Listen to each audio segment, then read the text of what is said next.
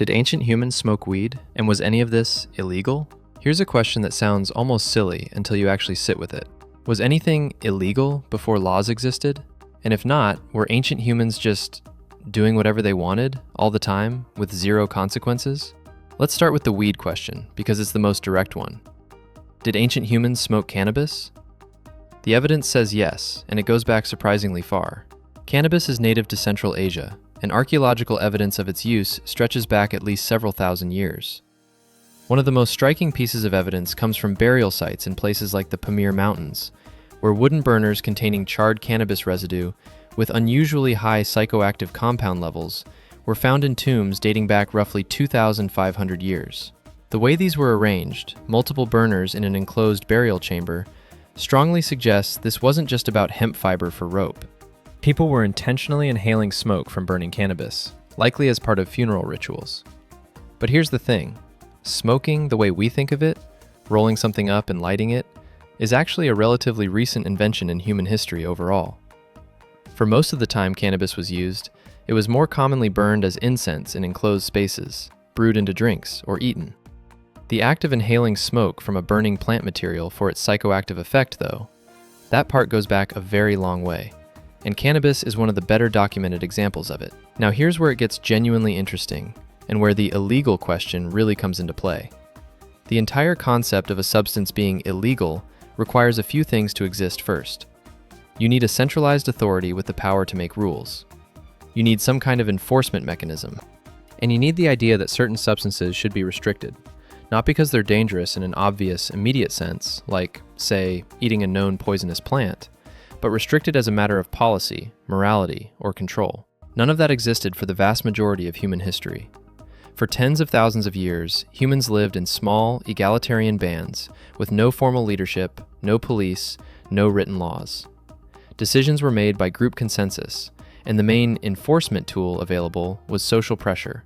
Things like mockery, exclusion, or, in extreme cases, being kicked out of the group entirely. So the question, was cannabis illegal, doesn't really have an answer in the way we'd expect, because the entire framework of legal versus illegal simply hadn't been invented yet. What did exist, though, were taboos. And taboos are actually a really useful lens for thinking about this, because they functioned in some ways like an early, informal version of laws, just without anyone writing them down or anyone in charge of enforcing them.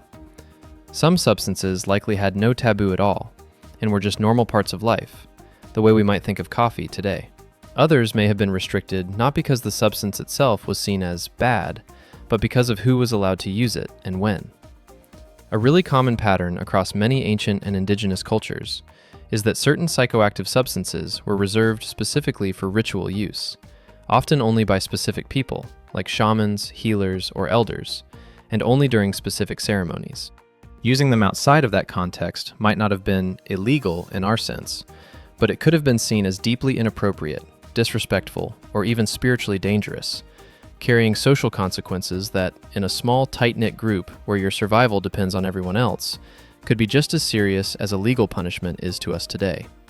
So in a weird way, the closest ancient equivalent to "this is illegal" wasn't a written law. It was something more like, "this is sacred, and if you misuse it, the group will turn on you." Which, when you think about how dependent every single person was on the group for survival, was arguably an even more powerful deterrent than modern laws are. What about other substances beyond cannabis? Were there things ancient people used that we'd now consider hard drugs? And did those carry any kind of stigma? This is where the evidence gets murkier, but a few patterns show up consistently. Substances that were genuinely dangerous, things with a narrow margin between an effective dose and a lethal one, tended to be treated with extreme caution and often restricted to ritual specialists, specifically because everyone understood the risk. This wasn't a moral judgment so much as a practical one. If a substance could kill you if you got the dose even slightly wrong, the group had every incentive to make sure only experienced people handled it, and to discourage casual experimentation, not because it was wrong, but because dead group members were bad for everyone's survival odds. On the other hand, substances that were relatively low risk and widely available, things you could just pick, ferment, or prepare easily, were much more likely to be used casually and socially, without much stigma at all.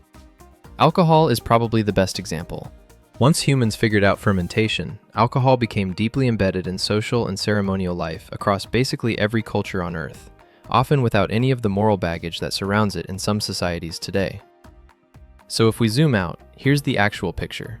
Ancient humans absolutely used psychoactive substances, cannabis very likely included, and they almost certainly experienced altered states of consciousness as a normal, recurring part of life, whether through ritual, medicine, or just enjoyment.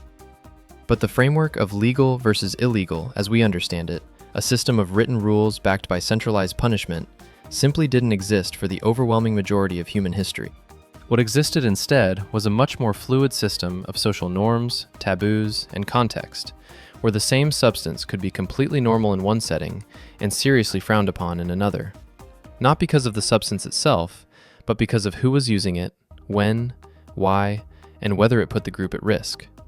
In other words, it wasn't about whether something was illegal, it was about whether it was useful, whether it was dangerous, and whether using it that way was something the group could live with. Which, honestly, might be a more honest way of thinking about drug use than a lot of the systems we've built since. Thanks for watching. See you in the next one.